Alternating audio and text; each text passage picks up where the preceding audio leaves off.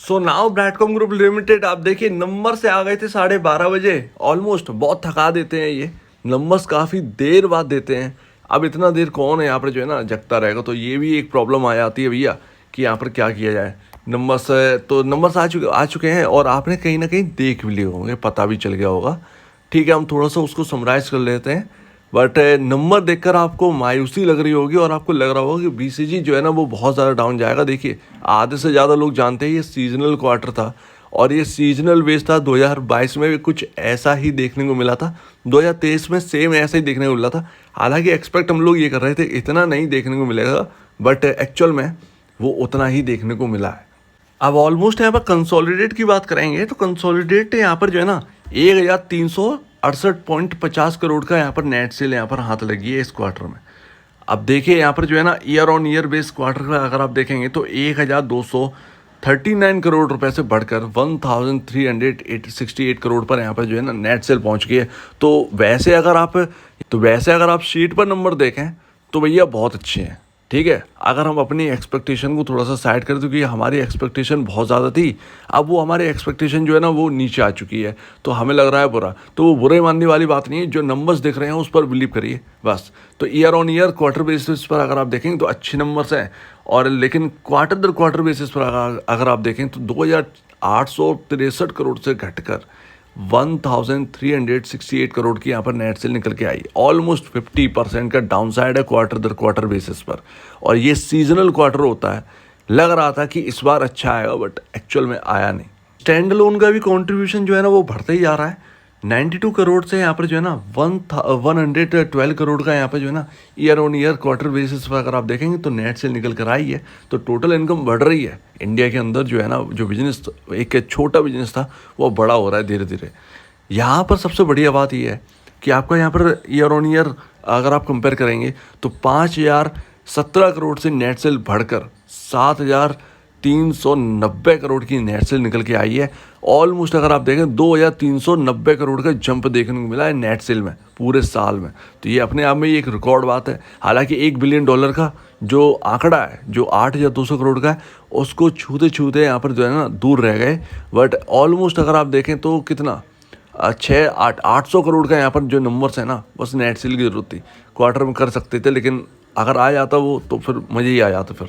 ठीक है, यहाँ पर जो ईयर ऑन ईयर बेसिस पर है वो भी एक बढ़िया है। अगली साल हम 1 बिलियन प्लस की यहाँ पर जो है ना एक्सपेक्टेशन रखेंगे। एक्सपेक्टेशन नहीं रखनी है, एक्चुअल में हो ही जाना है वो। और अभी हम प्रॉफिट की बात करेंगे। प्रॉफिट आफ्टर टैक्स तो यहाँ पर कितना हुआ है, प्रॉफिट आफ्टर टैक्स यहाँ पर निकल के आया है ऑलमोस्ट 1370.99 करोड़ का इस क्वार्टर में ईयर ऑन ईयर बेसिस पर। अगर मैं आपको बता रहा हूँ, पिछले साल 2022 में 900 करोड़ के आसपास का प्रॉफिट था, जो कि बढ़कर 1370.99 करोड़ का यहाँ पर प्रॉफिट हो गया पूरे साल का।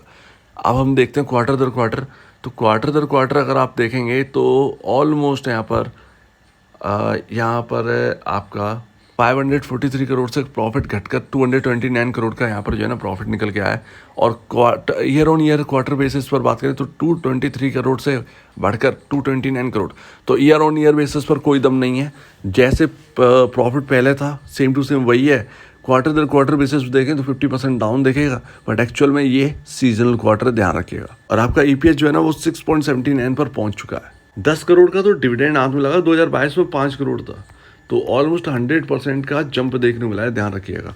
ये आपके सामने है, पॉज करके देख लीजिए। ये सभी सब्सिडरीज का यहाँ पर जो है ना INR करोड़ में यहाँ पर नंबर्स दिए गए हैं, कितना कितना यहाँ पर जो है आया है। तो ऑलमोस्ट यहाँ पर नंबर्स देखें तो नंबर्स बैलेंस शीट के हिसाब से बिल्कुल परफेक्ट हैं। बस हमारी एक्सपेक्टेशन जो है ना वो हमारी कुछ ज़्यादा थी, वो एक्सपेक्टेशन की वजह से हमसे ये नंबर एक्चुअल में झिल नहीं रहे।